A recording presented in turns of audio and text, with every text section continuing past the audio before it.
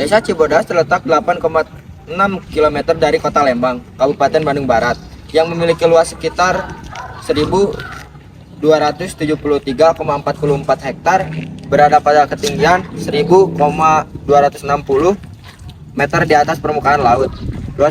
Luas wilayah menurut penggunaan: 1. Luas tanah sawah 7 hektar, 2. Luas tanah kering 981,77 hektar, luas tanah basah 0 hektar, luas tanah perkebunan 0 hektar, luas fasilitas umum 9,69 hektar, luas tanah hutan 274,98 hektar. Total semuanya 1.273,44 hektar. Batas wilayah Desa Cibodas yaitu dari Wangun Harja ada di utara, Desa Cimenyan ada di selatan, Desa Sultan Jaya ada di timur, dan Desa Langensari ada di barat. Saya Farhan melaporkan. Cibodas terkenal dengan alam yang asri yang dikelilingi oleh pegunungan seperti Gunung Bukit Tunggul, Gunung Tangkuban Parahu, dan Tebing Keraton. Selain itu, desa ini memiliki air terjun seperti Curug Orok dan air terjun Bukit Tunggul. Memiliki lahan perkebunan yang luas yang disertai dengan tanah yang subur dan air yang bersih. Saya Najwa Laila Syajidah melaporkan. Untuk keadaan penduduk, jumlah penduduk desa Cibodas sekitar 12.136 jiwa, terdiri dari 6.014 berjenis kelamin laki-laki dan 6.122 orang berjenis kelamin perempuan. Jumlah kakak di desa Cibodas sekitar 3.983 kakak. Untuk jumlah angkatan kerja, penduduk usia 18 sampai 56 tahun berjumlah 6.992 orang. Jumlah penduduk usia 18 sampai 56 tahun yang masih sekolah dan tidak bekerja sebanyak 524 orang. Jumlah penduduk usia 18 sampai 56 tahun yang menjadi ibu rumah tangga sebanyak 2.988 orang, dan jumlah penduduk usia 18 tahun sampai 56 tahun yang bekerja penuh sebanyak 6.468 orang. Jumlah penduduk usia 18 sampai 56 tahun yang bekerja tidak tentu sebanyak 668 orang.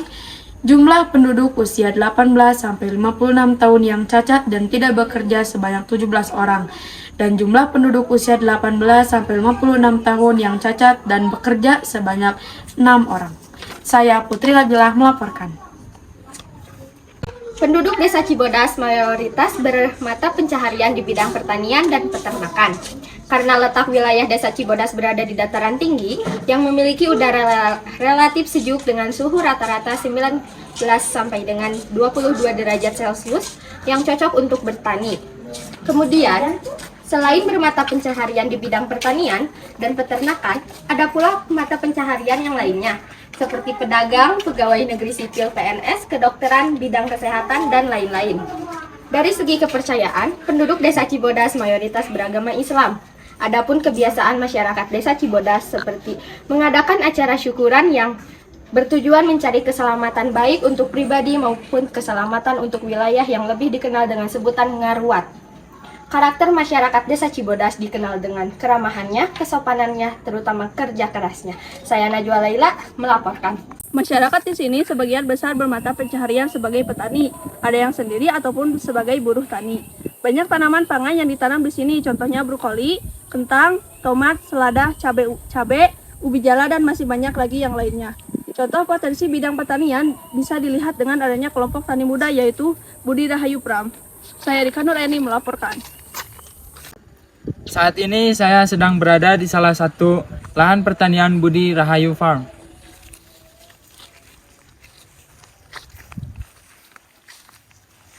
Om boleh perkenalan? Boleh.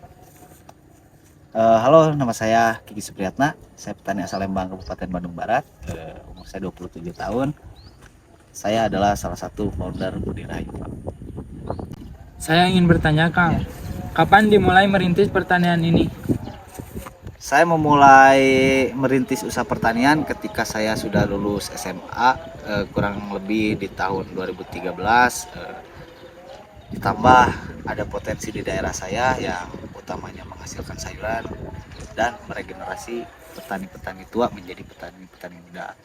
Terus keinginan saya sangat kuat. Saya sampai pergi magang ke Taiwan selama 1 tahun. Itu yang menjadi tekad dan ilmu saya untuk ditambah ketika saya pergi ke Taiwan. Saya niatkan untuk belajar, untuk menambah wawasan agar pertanian Indonesia lebih baik. Siapa yang mengelola pertanian ini?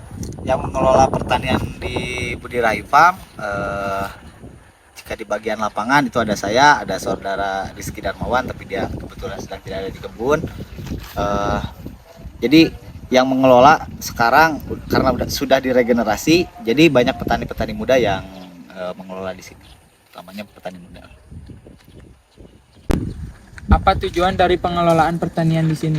Tujuan pengelolaan pertanian di sini intinya kita lebih meningkatkan dari sisi ekonomi, dari sumber daya manusianya juga. Jadi nggak banyak yang nganggur kan di sini, sekarang udah mulai berkurang karena daripada kita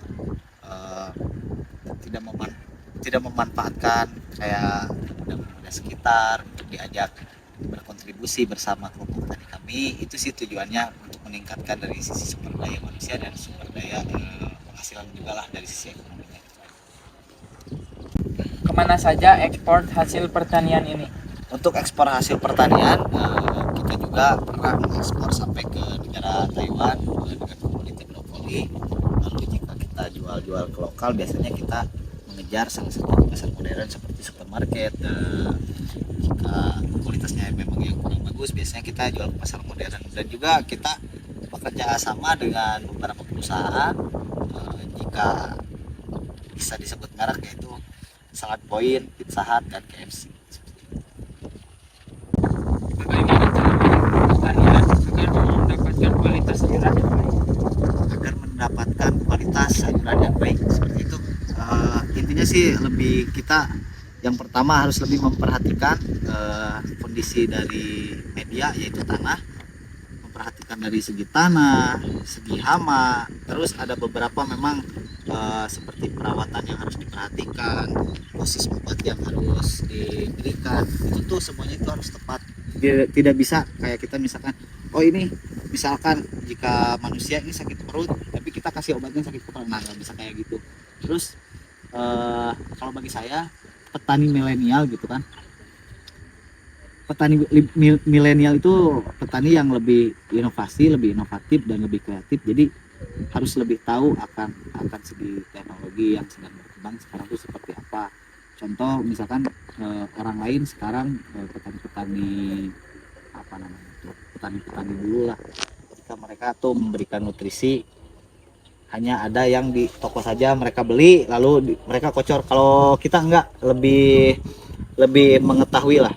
Seperti misalkan ini selada romaine, dia makanannya berapa, diukur kan itu makanannya berapa, misalkan 1000 ya kita kasih 1000. Kita nggak kasih misalkan tanamannya makannya 1000 kita kasih 2000, nggak kayak gitu. Tapi lebih tahu unsur hara apa yang harus kita berikan pada tanaman.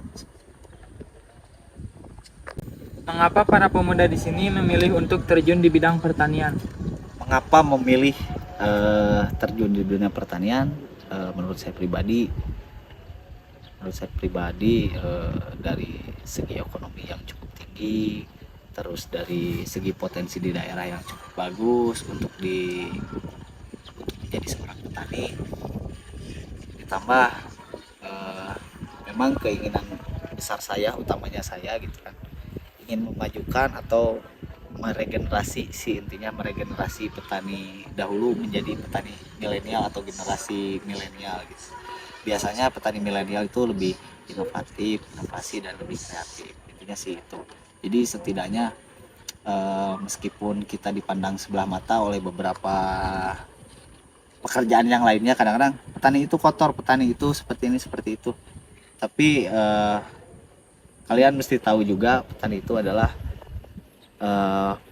pahlawan demi kehidupan bangsa sebenarnya sih itu. Misal contoh gini, kalau nggak ada petani, kalian tuh mau makan apa kan gitu. Setidaknya lah si petani itu adalah seorang pahlawan, seperti itu sih. Itu pilihan utama saya. dari segi ekonominya bagus, dari potensinya juga bagus. Kalau di daerah sini kan bagus juga, masih bisa dikembangkan untuk menjadi pertanian yang lebih modern sih, intinya itu. Baik Kang, terima kasih atas informasi yang sudah diberikan Ya. kepada kami. Semoga pertanian ini semakin maju. Ya, amin, amin. Terima kasih. Saya Faisal Ilham melaporkan.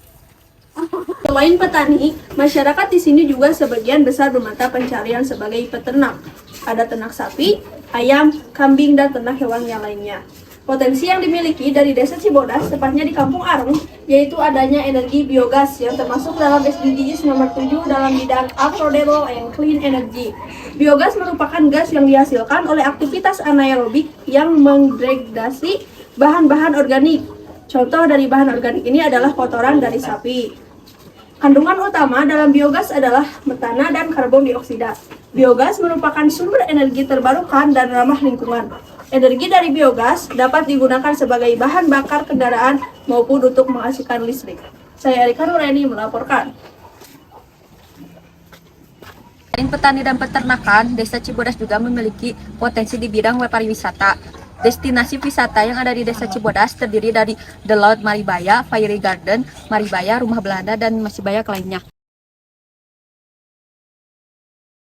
Kemudian terdapat potensi di bidang pendidikan. Tingkat pendidikan di Desa Cibodas sebagian besar ada di buta aksara dan huruf Latin sekitar 69 orang. Lalu penduduk tamat SD sederajat sekitar 6.819 orang.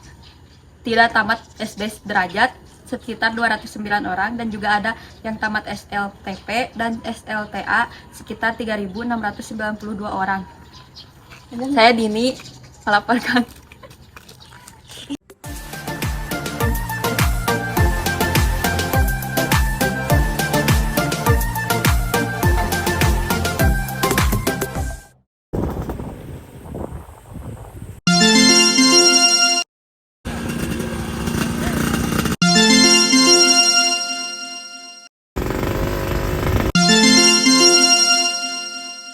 PNS, kedokteran bidang kesehatan, dan lain-lain. Dari segi kepercayaan, penduduk Desa mayoritas beragama Islam.